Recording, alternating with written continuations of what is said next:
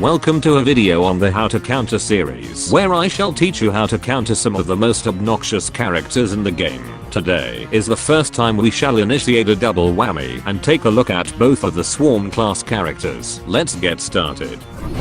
Before we learn how to counter the Swarm classes, let's just take a look at what they are capable of and how much of a threat they are on the lawn. The Swarm class characters are designed to blend in with general spawnable weeds and brown coats and are meant to outright overwhelm the enemy team. Each of the Swarm characters has a primary that is ideal at medium range and deals 11 damage for a normal hit and 13.2 for a critical hit. TV Head's weapon fires at 280 rounds per minute and has 25 ammo per clip, whilst the Wildflower's weapon fires at 284 rounds per minute and has 35 ammo per clip. So whilst this is not exactly significant from a statistical standpoint, Wildflower has the edge over TV Head. The Swarm characters also gain armor for when nearby any other spawnables or stationary turrets, which can make them immensely durable if they roam as a pack. Each of the Swarm characters also have 3 abilities, 2 of which function almost exactly the same as each other. The first pair of abilities are the Wildlife Pot and Commercial Break Bucket.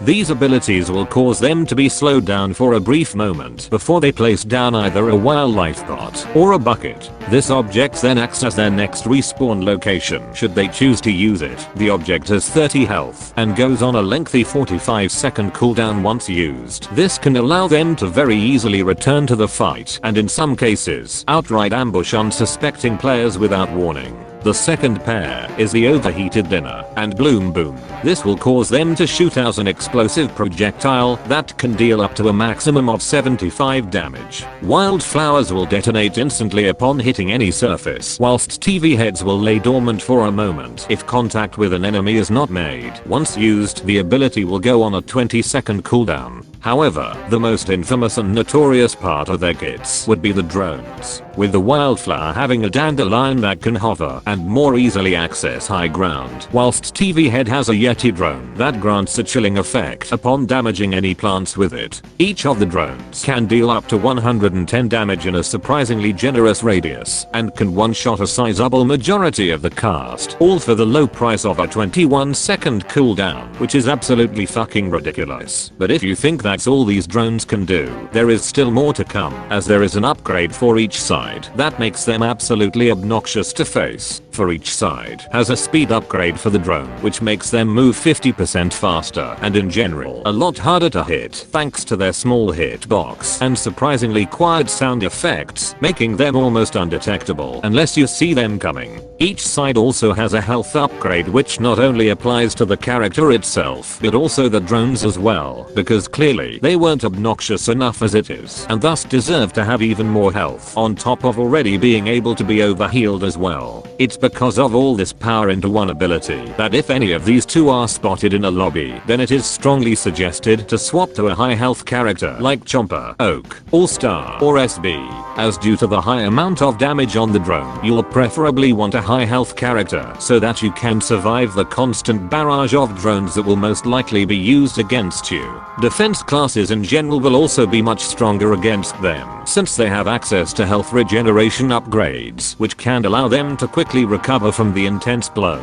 Because of their armor passive, if taking on multiple Swarm characters at once, you'll want to have a high burst damage ability like either Spin Dash or Spell Disaster to try and hurt all of them at once, or to try and take them out one at a time if possible, since the moment one dies, the others will lose armor, making them more susceptible to damage. Lastly, be sure to always keep a close eye on the map geometry. Specifically, keep an eye out for either this kind of pot or this kind of bucket, as this is their respawn beacon. You may either choose to destroy it, or if you feel confident, wait for them to use their bucket and then kill them before they can react.